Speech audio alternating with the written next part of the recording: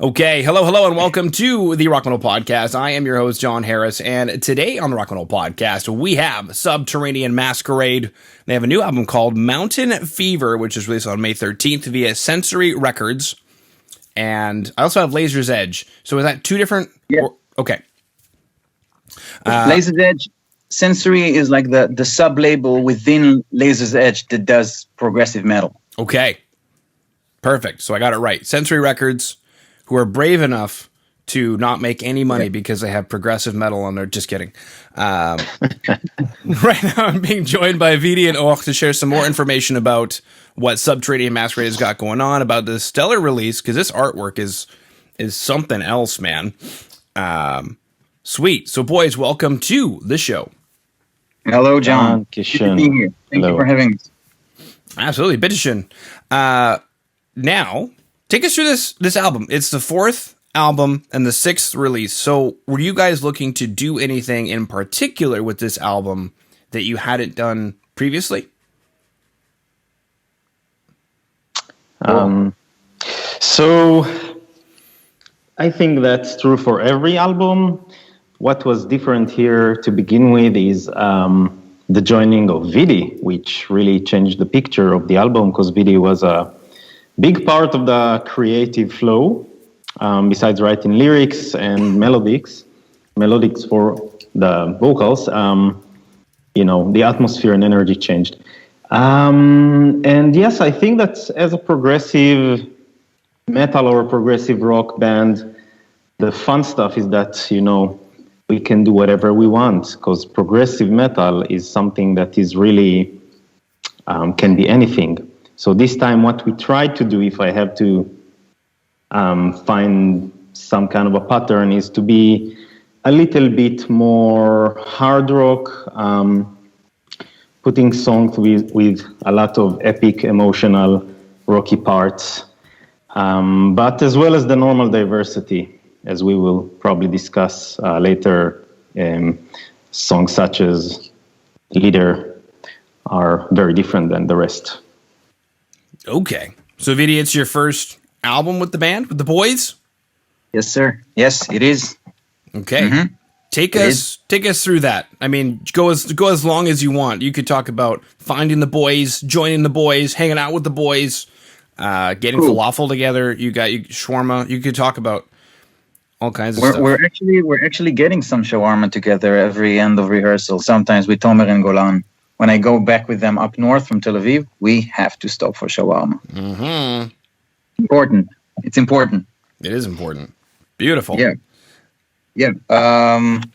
Me and the boys. Well, the guys are playing together. Like Tomer Pink was the founder of the band.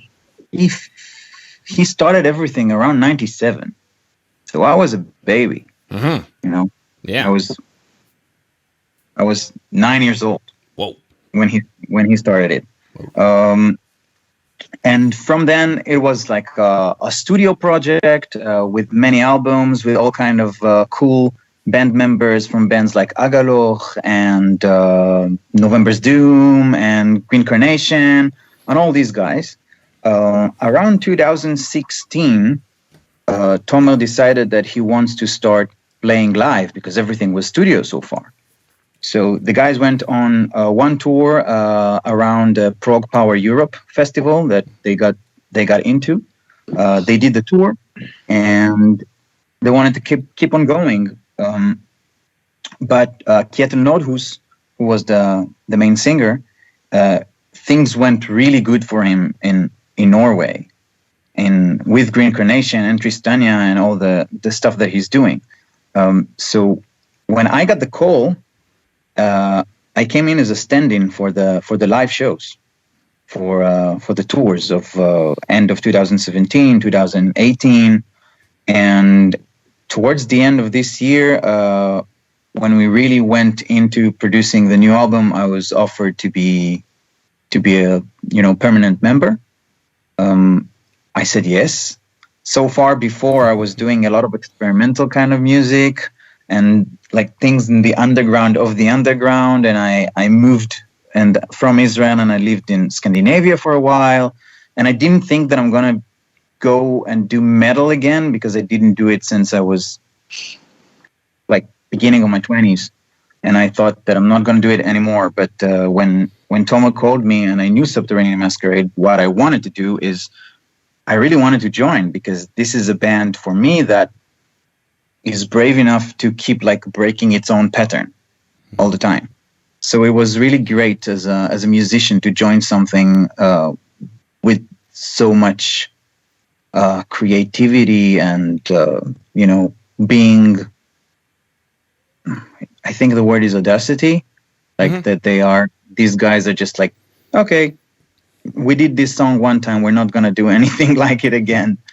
And I like it because I can't sit still on my ass. So it's a good click.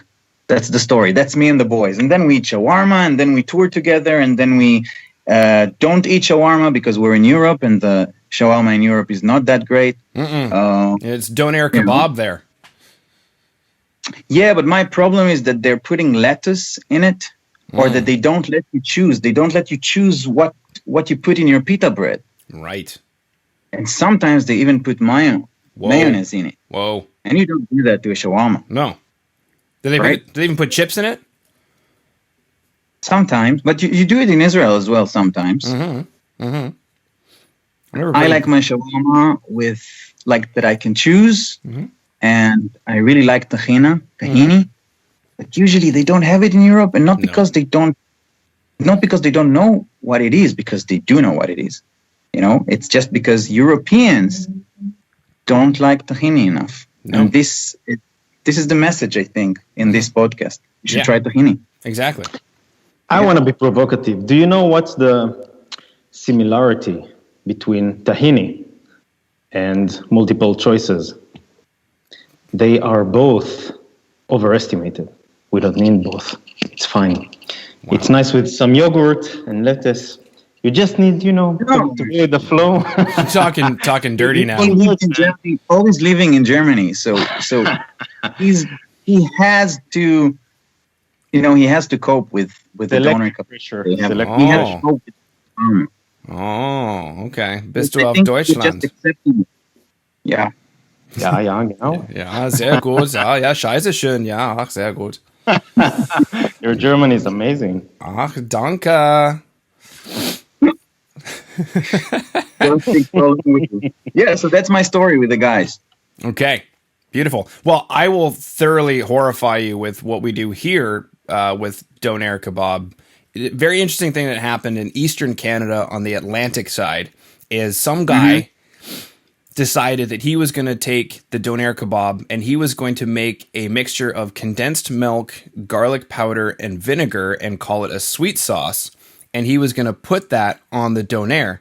And everybody in Atlantic Canada went crazy. They were like, oh, this is amazing. And they started putting it on pizza, Donair pizza. And they started putting it on poutines, Donair poutines, with this sweet sauce. And then I didn't know what this was because where I am in where I'm from in Canada, and I have family in Canada, there's no such thing. So when I moved here to Edmonton, and I was like, what in the world is this sweet sauce Donair thing? People are like, oh, you don't know what that is? I'm on Wikipedia, like just dissecting what's happening. So I'm like getting out a map and I'm showing people like, look, it started in Atlantic Canada by this one guy, and then it skipped over Quebec and Ontario and Manitoba and Saskatchewan. It's skipping over like thousands of kilometers. Sauce migration. Yeah, all of a sudden landing. And I think it's because, for the most part, when the economy is good here in Alberta, there's a lot of trades jobs, and so a lot of people from the Eastern Seaboard come over here. So they probably transplanted it. But I am still to this day absolutely mortified. I've tried it. It's blasphemy at its best. I hate the sweet sauce. I can't tell you how. So as soon as you mentioned, see, you got this look on your face. You think mayo is bad. You got to try this very unkosher sweet sauce thing. I have to try it now. Yeah. I have to try it now. I know. So besides the fact that it's like those disgusting candies that you're like, oh my God, it's horrible. I must have another one. Is it like that? Or can you stop? Oh no, you can totally stop. It's like when you're eating chocolate in Germany. you can totally stop. So, or any food in Germany. Or any food in Germany, that's right. Yeah. So actually, besides the fact that this is like a one-pointed trick, I would say that, putting this sweet sauce on whatever comes, I don't know, a pizza donair kebab with sweet sauce, that's a subterranean masquerade attitude right there, you know what I mean? It is. It's pervertic to the point that it may be good. Whoa. Maybe good. That's true. You're correct. If we were to make food, that would be one of our dishes for sure. Exactly. You guys should come up with a cookbook and then start off with what we would expect. Like you have like a shakshuka section, and then falafel and shawarma and hummus, all of these things, everything including tahini, of course. And then you can move on into the German stuff from there. What's your favorite German dish being in Germany? Hummus. Of course. Natürlich, yeah. Natürlich. Actually, it's the Wurst. It's the, goddamn sausages. They're amazing. That's one thing they know how to do, mate. They do. They know how to make it. Yeah, der Schweine. Yeah. Mm-hmm. Yeah, the French Michael, Yeah. Okay.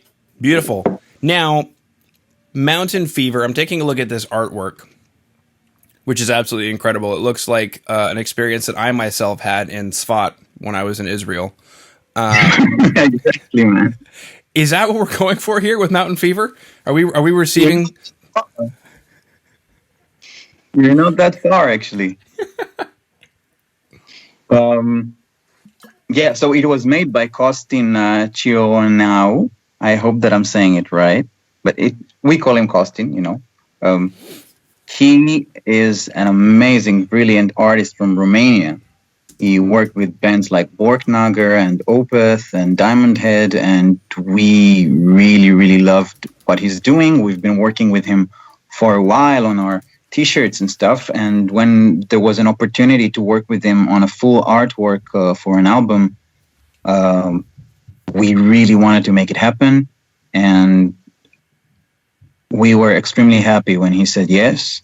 We just sent him the music, we sent him the title, we sent him the lyrics, the idea behind Mountain Fever. The fever is a spiritual fever. Everything, all the music was written on a mountain in Golan Heights where Tomer lives. Mm-hmm. And it's not very far away from Tzfat. And all the ideas around the spiritual fever, we didn't want to tell him exactly what we're looking for.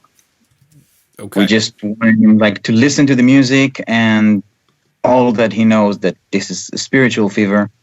And we had some references about, Prophet Elijah, his chariots of fire. Yep. And all kind of secret layers beneath the music. And he just really nailed it. He sent this thing back. And we were like, okay, yeah, this is perfect. We have nothing to say. Exactly. Other than yes. Or thank you. Yeah. So is that what that is then? So is that Eliyahu there on the chariot of fire on the right-hand side? That's how you say his name, right? Eliyahu? Yeah, Eliyahu. Mm-hmm. He's not there, but it's his chariot. Wah. That's the idea. Yeah. His chariot. On autopilot, just without him. Because he's at a table right now somewhere with a Hasidic family. I think I was talking about it quite a lot with friends. In Christmas, people have a nice guy, Santa Claus. He's coming. He's going down the chimney. He's eating the cookies and the milk and everything. And the only risk here is high cholesterol. Right. Right? Or getting stuck in the chimney. But yeah. Yeah, he can get stuck in the chimney. That's true. It's magic, though. But, if he gets hurt, only him gets hurt. Right. Okay. But we have Eliyahu, we have Elijah the prophet, and he's an angry person that goes from one house to another and just drinks. And then he drives on chariots of fire. Mm-hmm. So I'm not sure that that's very responsible. No, it's not. I wanted to say something, but with this beautiful kid now in the background, I'm taking it back. My beautiful son, it's a long weekend here, so he is Hey. So they took the long weekend and then gave the teachers a couple of teacher days. So Or PD days, always. professional development days. So he is at home, so he can join me and yeah. For, So he's for the rest of the interviews. yeah. You can join. Yeah. Sweet. Okay. Anyway, tell me what were you going to say? Something about Santa Claus. Okay. Well, we've already That's- told him that he's not real, and we don't celebrate Christmas. So That's already a good start. Yeah. I wanted to give it a bit of a different direction, but I think it's not necessary. yeah. What did we do last year? We celebrated Hanukkah, correct? And we made sufganiyot. Yeah. Yeah, we made some sourdough sufganiyot at home. Yeah, Daddy's chef by trade now. Yeah. So he Really? bakes, Yes. he bakes his own sourdough stuff. Not sourdough ice cream, but Not sourdough ice cream, no. yeah, the Unfortunate. joke is like, hey, I'm making ice cream. Oh, it's sourdough ice cream? That's like the Yeah. joke. Because of the pandemic, we've started making a lot of our own stuff, our own bread, ice cream, pasta, like whatever. And That's cool. yeah, which of course we're a lot healthier as a result, and life is better, and blah blah blah. But people are starting to like, oh, so you have sourdough ice cream or something just to make fun. And then Yeah, it's just a joke. I would cry on the inside, but after having Elijah sit at my table, 17 houses in, he was already pretty hammered. He was falling out of his chair. I'm thinking, I got to cut you off. And then, no, not you. And then Moishe looks at me and he's like, no, I think you got to deal with it. And I'm like, all right. Yes, that's right. So then, Maybe Elijah is the dude. Maybe Elijah is the dude with the temper tantrum you told us before. yes, He can flip. right. Yeah. Yeah. This is why he's on the artwork. Of course. We were looking for this rageful but very vivid and psychedelic kind of a thing going on. Well, there is a lot of passion and spirituality that I think gets misconstrued by some new age thinkers that, if I become spiritual, I won't be angry anymore. But in fact, you just become more in tune with the purpose of anger. Yeah. Exactly. Yeah. Yeah. As Anger is a natural feeling that comes once in a while, like every hour or two. yeah, So, whenever your boundaries are imposed upon and you need to reinstate your boundaries. yeah, expectations, right? Yeah. If anything doesn't follow our expectations, we maybe feel angry or frustrated. Yeah, exactly. So that's life. That Gotta is- deal with it. That is life, boys. Okay, so hopefully we got enough in there. We chatted about, you guys chatted about the album, traveling around Europe, Israel, chatted about tahini sauce, which of course is required. The only thing we didn't chat about was disco. I just lost the name of it. Hookah. We didn't chat about hookah either.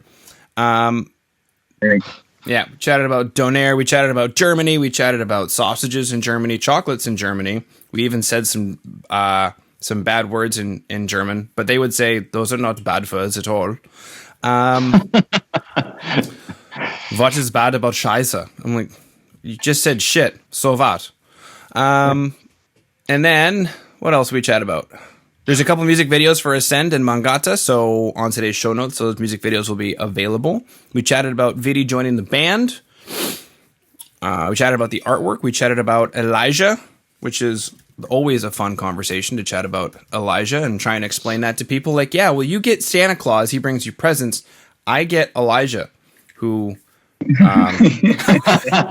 drinks Yeah. and curse.